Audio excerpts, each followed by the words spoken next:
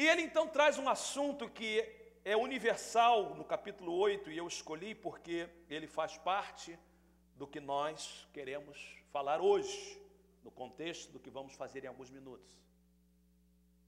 Agora, Jesus e a liberdade é muito importante, porque quando Jesus entrou na sinagoga em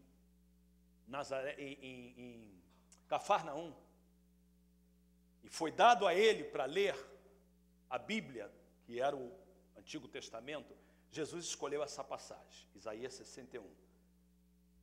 O Espírito do Senhor Deus está sobre mim, porque o Senhor me ungiu para pregar as boas novas aos mansos e enviou-me a restaurar os contritos de coração, a proclamar liberdade aos cativos e abertura de prisão aos presos, a apregoar o ano aceitável do Senhor, o dia da vingança do nosso Deus, a consolar todos os tristes, a ordenar acerca dos tristes de Sião, que se lhes dê glória em vez de cinza, óleo de gozo em vez de tristeza, vestes de louvor em vez de espírito angustiado, a fim de que se chamem árvore de justiça, plantações do Senhor, para que Ele seja glorificado.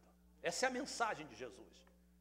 E quando Jesus lê essa passagem, a Bíblia diz que os olhos de todos ficam fitos nele. Ele diz: hoje se cumpriu nos vossos ouvidos essa profecia.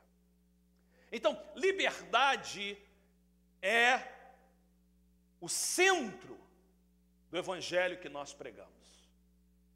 E eu penso que não só é o centro do evangelho que Jesus pregava, mas tem que ser o centro do evangelho que nós pregamos como igreja. O Senhor, Deus, nos ungiu para pregar as boas novas e nos enviou para restaurar os contritos de coração e proclamar liberdade aos cativos. Note, por favor, no texto, eu pedi que você tivesse com o texto aberto e eu quero fazer duas coisas importantes nessa manhã. Eu coloquei o tema dessa mensagem: o discípulo, o escravo e o filho. O discípulo, o escravo e o filho. Repita comigo essas três palavras: o discípulo, o escravo e o filho. Mais uma vez: o discípulo, o escravo e o filho. Note que verso 32 até 36, João 8, essa passagem faz parte de uma das longas discussões de Jesus com os judeus e os discípulos. É uma característica peculiar do Evangelho de João. Segura aí. O Evangelho de João diz que não tem parábolas. O Evangelho de João, os milagres são selecionados, e uma das características que só João tem são longas discussões, longos debates de Jesus com os judeus.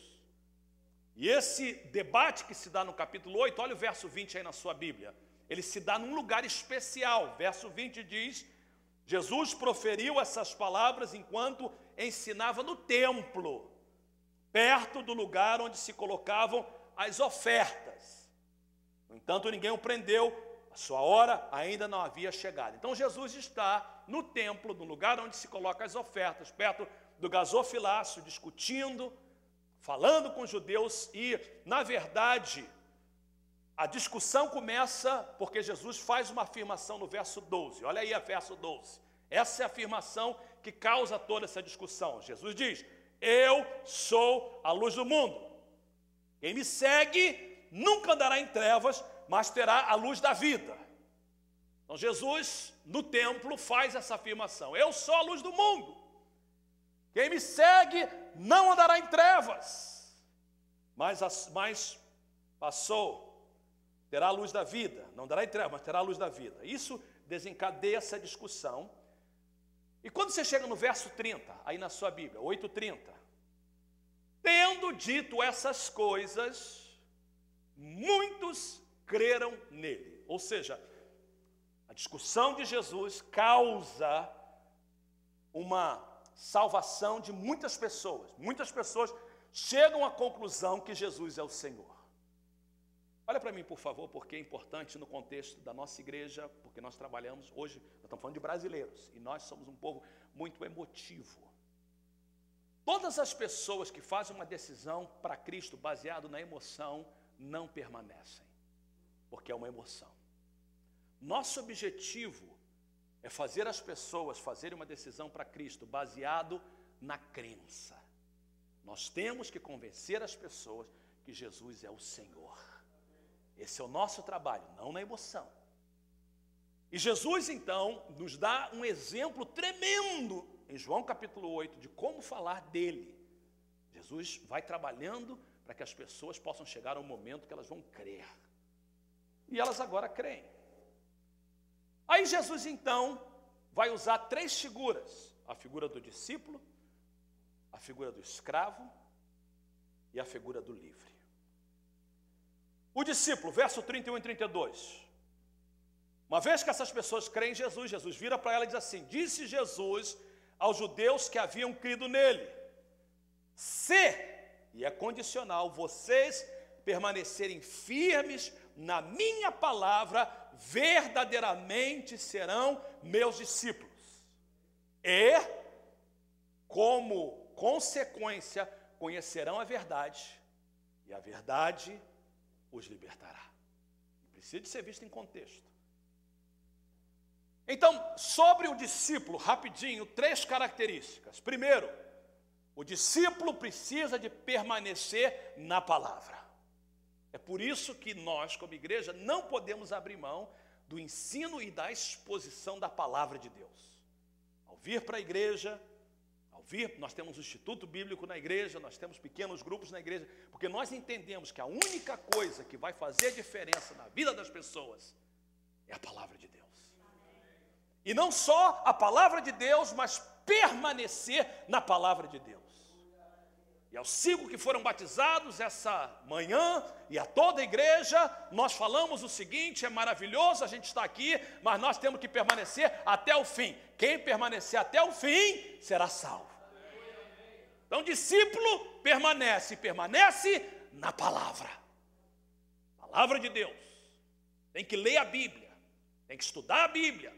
A Bíblia é a palavra de Deus.